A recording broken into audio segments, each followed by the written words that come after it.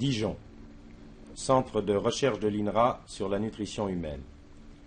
Dans le laboratoire de M. Causeret, on prélève le cœur d'un rat pour en analyser le tissu. Diagnostic à l'examen microscopique. Myocardite grave. Pour obtenir ces lésions parfaitement évidentes lorsqu'on compare le cœur d'un rat normal à ce cœur malade, il a suffi que le tiers des calories absorbées par ce rat soit constitué par de l'huile de colza. En fait, c'est l'acide érucique, un acide gras que l'on ne trouve précisément que dans le colza, qui en est, semble-t-il, responsable.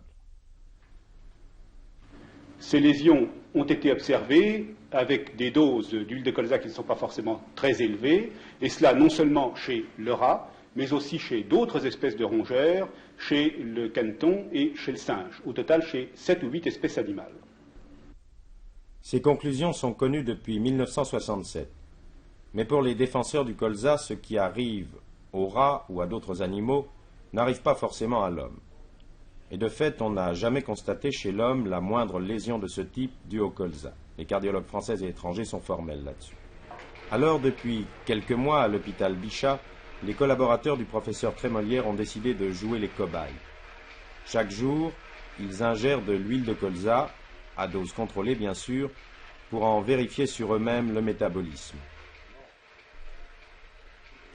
Après 7 mois d'expérience, un premier résultat. C'est un produit comme l'alcool. Si on n'en prend pas trop, ça n'est pas dangereux, mais il faut ni en prendre ni trop longtemps. Par conséquent, il faut savoir les quantités et les qualités de ce qu'on ingère. Du point de vue scientifique, et malgré l'absence de preuves formelles, il y a donc bien, semble-t-il, un problème colza. Le Grand Larousse de 1876 notait déjà que cette huile était, je cite, tout à fait impropre aux usages culinaires. Mais un siècle plus tard, ce qui pourrait n'être qu'une querelle de laboratoire s'exprime aussi par des chiffres. Augmentation de la production française en 4 ans, 50%. Consommation en 1971, plus du quart de l'huile consommée par les Français, et ceci grâce à des aides de l'État et du marché commun.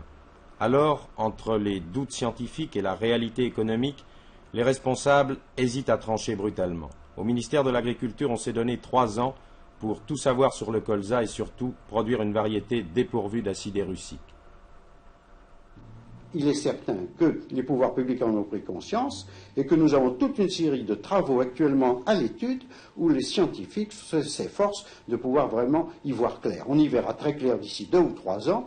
Là encore, en toute chose, restons dans une bonne moyenne. Il faut étudier ce problème, il ne faut pas s'en alarmer outre mesure. Dans 3 ans, donc, il n'y aura peut-être plus d'affaire colza.